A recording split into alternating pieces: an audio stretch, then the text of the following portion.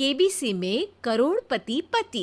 सूरज के जीवन का एक ही फंडा था कि मेहनत तो गधा भी करता है, घर बैठे जो कमाए समझदार वही होता है। इसीलिए उसने कभी नौकरी ही नहीं ढूंढी।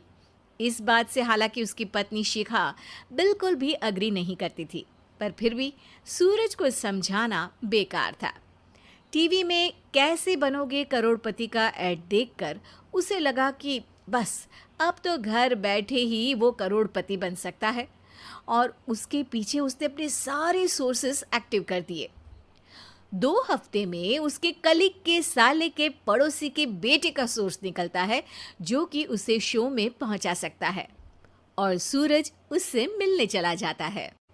अच्छा, तो हमें मुकेश जी बता रहे थे कि आप हमें शो में पहुंचा सकते हैं। हाँ, उसमें कोई तकलीफ नहीं है। मैं कल अगर कोशिश करूँ तो इसी महीने में आपका नंबर आ जाएगा। अरे ये तो बहुत बढ़िया हो गया। अच्छा, वो सिलेबस और क्वेश्चन पेपर का कोई जुगाड़ है क्या? हैं? उसका तो कोई जुगाड़ नहीं है। तो वो वाकई में कुछ भी पूछ सकते हैं? हाँ, वो तो बच्चन जी पर है, जो पढ़ते हैं वो पूछ लेते हैं। पहली कोशिश फेल होने पर अब सूरज के सामने एक बहुत बड़ा सवाल था कि आखिर जवाब कहाँ से लाए।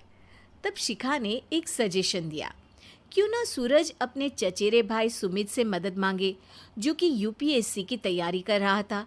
हालांकि इतनी मेहनत करना सूरज को समझ में नहीं आता था, पर कोई और रास्ता ना मिलने पर वो आखिर सुमित से बात करता है। अरे सुमित, हमारा कैसे बनोगे करोड़पति के लिए सिलेक्शन होने वाला है। तुम हमें थोड़े चिट बनाने में मदद करोगे क्या? अरे भैया, चिट बनाए तो सालों हो गए, उसमें हमारा एक्सपर्टीज नहीं है, बल्कि आप बोलो तो हम आपकी पढ़ने में ज़रूर मदद कर सकते हैं। हट, कैसी अनाप शराब बातें कर रहा है तू। सूरज ने सुमित को मना तो कर दिया था, पर तैयारी करने के सिवाय कोई चारा उसे दिख भी नहीं रहा था, खासकर जब 12 के पेपर लीक करने के एक्सपर्ट शुक्ला जो भी हाथ जोड़ लेते हैं। आखिर सूरज को सुमित के पास जाना ही पड़ा, और उसने सुमित और शिखा से वादा किया कि वो बहुत मेहनत करेगा। 1 महीने की तैयारी के बाद फाइनल हुआ कि शो से 1 हफ्ते पहले एक ट्रायल खेला जाएगा, जहां पर सारे रिश्तेदार ऑडियंस की जगह पर होंगे और शिखा सवाल पूछेगी। दूर दराज से भी रिश्तेदार आकर हाजिर हो गए देखने कि आखिर कैसे बनेगा सुमित करोड़पति। सब कुछ सेट था, और इतने में सूरज आकर अपना स्पीच देता है। ये 1 महीना मेरे लिए आसान नहीं था, पर अपने भाई सुमित और अपनी पत्नी शिखा की मदद से मैं इतनी दूर पहुंच पाया हूँ। मेरे मम्मी पापा के आशीर्वाद ने भी बहुत साथ दिया है मेरा। मैं उम्मीद करता हूँ कि आज के शो में आप लोगों को बहुत मज़ा आएगा। साक्षी पहला सवाल पूछती है और पूरे कमरे में सन्नाटा छा जाता है। इंडिया में कितने स्टेट्स हैं? 3, सॉलिड, लिक्विड और गैस। अरे रुकिए, तो ऑप्शंस तो देने दीजिए। इतने में 5वीं कक्षा का चिंटू बोल उठता है।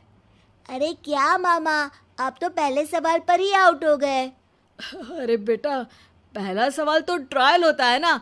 अरे तुम अब देखना। देखने जैसी बात तो थी ही। सूरज को इतना शांत किसी ने नहीं देखा था।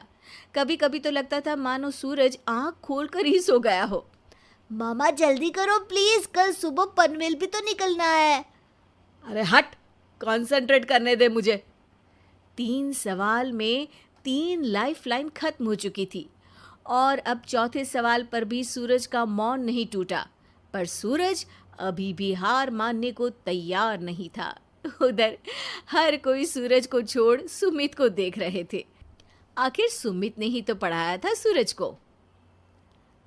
गजब बेइज्जती है यार। अरे बेटा, तो बाप का, दादा का, भाई का, सबका नाम बुड़वाएगा। अरे 3 लाइफलाइन ले ली तो भी तेरा कुछ नहीं होना है। अरे कोई इतनी बात करता है क्या शो पर? अरे बेटा, शो पर तेरे जैसे भी तो नहीं आते ना। सूरज की ये जंग आखिर 1 घंटे बाद 5वें सवाल पर खत्म हो गई, जब उसने इंडिया के नेशनल बर्ड का नाम कहा, कौवा।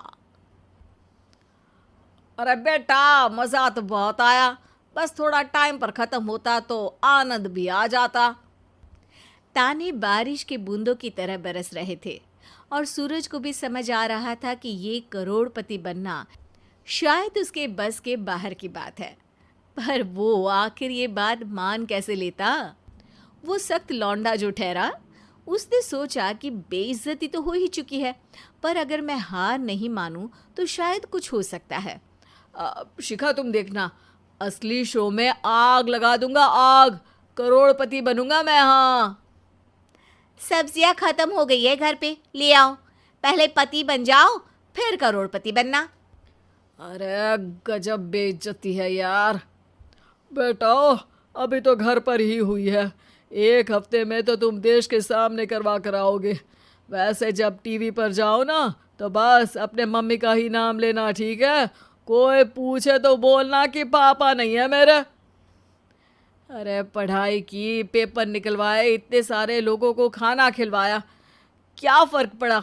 इसीलिए मैं कहता हूँ कि मेहनत तो गधा भी करता है, घर बैठे जो कमाए वही सिकंदर।